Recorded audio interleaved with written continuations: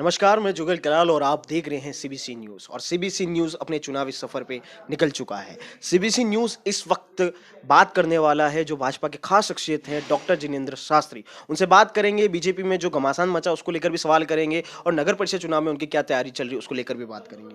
जो शास्त्री जी, पहले हमें बताइए, क्या भाजपा इस बार बोर्ड बना पाएगी और बोर्ड बनाएगी तो कितनी सीटें हासिल कर पाएगी? इस बार हमारा मिशन 31 है और 31 सीटों पर हम इस बार विजयश्री प्राप्त करेंगे। और जैसा कि आपने बोला था घमासान है, तो ये खुशी की बात है कि कांग्रेस के खिलाफ भाजपा घमासान में है और यही हमारे लिए खुशी की बात है। और इस बार हम पुनः ये 7वां बोर्ड भारतीय जनता पार्टी का बनाएंगे और इसके लिए हमारे सभी कार्यकर्ता बूथ स्तर से लेकर जिले के सबसे बड़े जिलाध्यक्ष तक और प्रभारी तक भी इस चुनाव में लग रहे हैं और सभी मिलजुल कर इस चुनाव को जीतेंगे, कोई एक व्यक्ति नहीं जीतेगा। जब भाजपा में विकेट विकेट जो टिकट वितरण को लेकर जो घमासान मचा, और इसके बाद जब पार्टी कार्यालय पे जाकर आपको कई कार्यकर्ताओं ने फोन किया कि आप पार्टी कार्यालय पहुंचे, पर लेकिन आप नहीं पहुंचे, आखिर क्यों?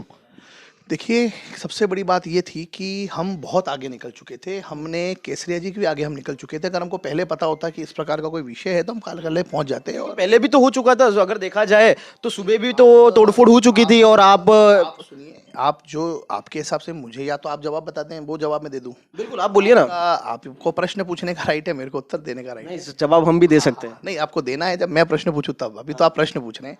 मेरा इसमें कहना ये था जुगल जी कि टिकट को लेकर एक नाराजगी होनी बहुत बार एक राइट विषय होता है। ये राइट इनका होना चाहिए, लेकिन जिस प्रकार से कुछ लोगों ने भावावेश में ये काम किया, इसके लिए प्रदेश ने भी इस पर अनुशासनात्मक कार्रवाई की। और मैं आपको फिर कहना चाहता हूँ, अगर कोई माँ किसी बेटे से किसी कारण से रूठ जाती है तो वो उसको घर से नहीं निकालती, कोई ना कोई कारण ऐसा बनता है। और इसके लिए संगठन में अनुशासनता, ये भारतीय जनता पार्टी का पहला नारा है। और जैसे आपने बोला कि हम इतने आगे निकल चुके थे, हम केसरिया जी के भी आगे पहुंच गए थे, वापस आना हमारे लिए बहुत वो नहीं था। और मैं फिलहाल तब वहीं पे मौजूद था। विद इन 5 मिनट्स आपको फोन लगा दिए गए थे।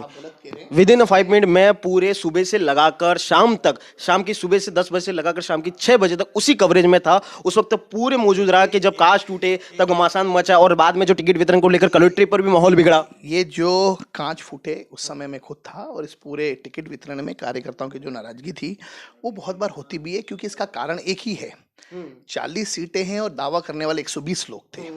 तो 120 सीटें नहीं थी मित्र, सीटें 40 ही थी और 40 को ही हम टिकट दे सकते थे। हमने बहुत बड़ा 16 समाज को हमने इस बार टिकट दिया है। बहुत अच्छे तरीके से हमने टिकट वितरण किया और सबने मिलजुल कर किया। और जैसे कि पूर्व सभापति जी थे वो भी हमारे साथ थे और सब ने मिलकर टिकट वितरण किया। ये चुनाव हम बहुत अच्छे मतों से जीतेंगे। जब मीडिया, ये जब घमासान मचा, मीडिया आपसे बात करना चाहता था, हमने भी सीबीसी की टीम ने भी आपको फोन किया, लेकिन आपका फोन बंद आ रहा था, आखिर क्यों? देखिए, हमारे लिए नामांकन का सिंबल जमा कराना बहुत जरूरी था। ये नामांकन सिंबल के बाद की बात कर रहा हूँ। सिंबल जमा कराने के बावजूद हमारे को 7 फॉर्म हमारे बच गए थे। जो 33 वार्ड हमारे क्लियर हो गए थे और जो 7 किसी न किसी प्रकार से संघर्षशील थे, जिस पर विवाद हो रहा था, उसको हमने होल्ड किया और वो भर कर ही हमको समय पर जमा करना था। इसलिए हमको जल्दी थी और वही काम हमको करना था, क्योंकि 40 नामांकन में थे। हमने 2 पार्ट में जमा कराए, पहले 33 दिए और फिर 7 दिए। तो वो हमको कहीं गुप्त स्थान पर जाके भरने थे, क्योंकि 7 नामांकन रह गए थे और समय मात्र 20 मिनट था। तो चैनल में जवाब देने से बढ़िया हमको जनता के बीच में हमारा प्रत्याशी उतरे, ये जवाब देना हमारे लिए ज़्यादा महत्वपूर्ण था और हमने वही किया। समय खत्म होने के बाद हमने फोन किया था, जब वो भाजपा में ये हो रहा था। तो ये कहना चाह रहा हूँ कि जो मैं बता रहा हूँ वो विषय बिल्कुल राइट है। अब आप उसको क्या कहना चाह रहे हैं, क्या नहीं कहना चाह रहे हैं, इसमें मैं कुछ ज़्यादा बोलना नहीं चाहता हूँ। ठीक है, चलो, वो आपका पॉइंट आपने रख लिया, जो हमारे पास था जो हमने रख लिया। आखिर किन शर्तों पर के गुप्ता को पार्टी में वापस लाया गया? कोई शर्त नहीं होती है। भारतीय जनता पार्टी सबके लिए खुला मैदान है और खुलकर वो हमारे, पहली बात तो लाए नहीं गए, वो यहीं थे, हमारे साथ ही थे। और इसके पूर्व उनको हमने एक भाजपा के प्रत्याशी के नाते ही पार्षद का टिकट दिया वार्ड 27 से, और वो सभापति भी भाजपा के सिंबल से बने। ये कुछ मीडिया ने एक उपज पैदा कर दी, विवाद। आप बार बार मीडिया को दोष मत दीजिए, क्योंकि ये दोष आपका दोष, मीडिया को दोष नहीं दीजिए। हर बार आप मीडिया पर दोष देते जाएंगे। मीडिया तो वही है जो विरोध में हमेशा खड़ी रहे। मीडिया के खिलाफ आप बोलना, आप अपनी गलती नहीं मान के सीधा मीडिया पे दोष।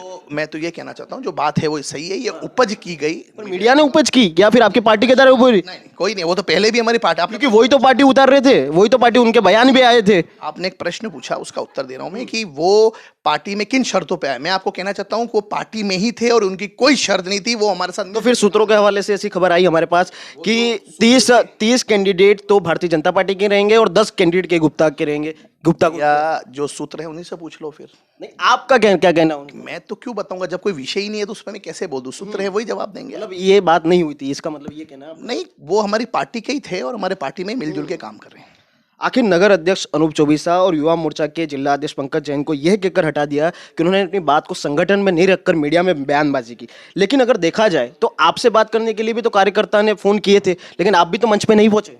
ऐसा है, ये कार्रवाई प्रदेश के द्वारा की गई है और प्रदेश ने जो उचित, जो चैनल्स में, मीडिया में जो पार्टी के लिए एक विषय चला उस पर देख के उन्होंने कार्रवाई की और ये प्रदेश नेतृत्व का निर्णय। किसके कहने पर यह कार्रवाई की गई?